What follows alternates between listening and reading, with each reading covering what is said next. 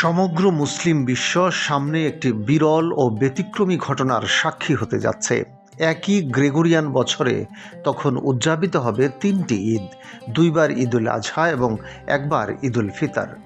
Gulf নিউজকে দেওয়া এক সাক্ষাৎকারে সৌদি আরবের খ্যাতনামা জলবায়ু ও জ্যোতির্বিদ বিশেষজ্ঞ ডক্টর আবদুল্লাহ আল মিসনাদ জানান, ইসলামিক হিজরি বর্ষ চাঁদের গতিবিধির উপর নির্ভরশীল হওয়ায় এটি গ্রেগরিয়ান বর্ষের তুলনায় প্রতি বছর প্রায় 10 থেকে 11 দিন কম হয়। এই সময়ের ব্যবধান থেকেই এমন বিরল ঘটনা ঘটতে যাচ্ছে। তার হিসাব অনুযায়ী 2039 সালের শুরুতেই ঈদুল আজহা অনুষ্ঠিত হবে। মধ্যপ্রাচ্য ও আশপাশের অঞ্চলে আগামী 6 জানুয়ারি কুরবানির ঈদ হওয়ার সম্ভাবনা রয়েছে।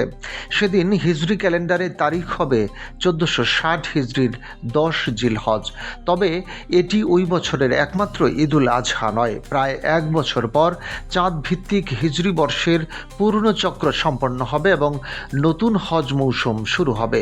ফলে একই গ্রেগরিয়ান বছরে আবারও ঈদুল আজহা পালিত হবে 26 ডিসেম্বর। ওই দিন হিজরি তারিখ হবে 1461 হিজরির 10 জিলহজ। অর্থাৎ 2039 সালে মক্কায় দুটি আলাদা হজ মৌসুম এবং দুইবার কুরবানির ঈদ অনুষ্ঠিত হবে। এই দুই ঈদুল আজহার মাঝামাঝি সময়ে পালিত হবে ঈদুল ফিতর। জ্যোতির্বিদদের পূর্বাভাস অনুযায়ী 2039 সালের 19 অক্টোবর মধ্যপ্রাচ্য ও পার্শ্ববর্তী অঞ্চলে রমজানের ঈদ উদযাপিত হতে পারে। এছাড়া এর আগে মুসলিম বিশ্ব একই খ্রিস্টীয় বছরে দুইবার রমজান মাস পাওয়ার অভিজ্ঞতা অর্জন করবে। 2030 সালে জানুয়ারি ও ডিসেম্বর মাসে রমজান শুরু হবে।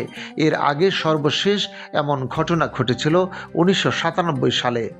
দীর্ঘ 33 বছর পর এই বিরল চক্র আবার ফিরে আসছে। বিশেষজ্ঞরা জানান, হিজরি বর্ষের দৈর্ঘ্য 354 বা 355 দিন এবং গ্রেগরিয়ান বর্ষের দৈর্ঘ্য 365 বা 366 দিন হওয়ায় প্রতি বছর দুই ক্যালেন্ডারের মধ্যে এই ব্যবধান তৈরি হয়।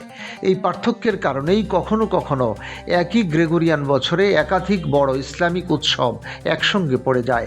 এ কারণে 2039 সাল শুধু ক্যালেন্ডারের পাতায় নয়, মুসলিম বিশ্বের ইতিহাস ও স্মৃতিতেও একটি বিশেষ বছর হিসেবে স্মরণীয় হয়ে থাকবে।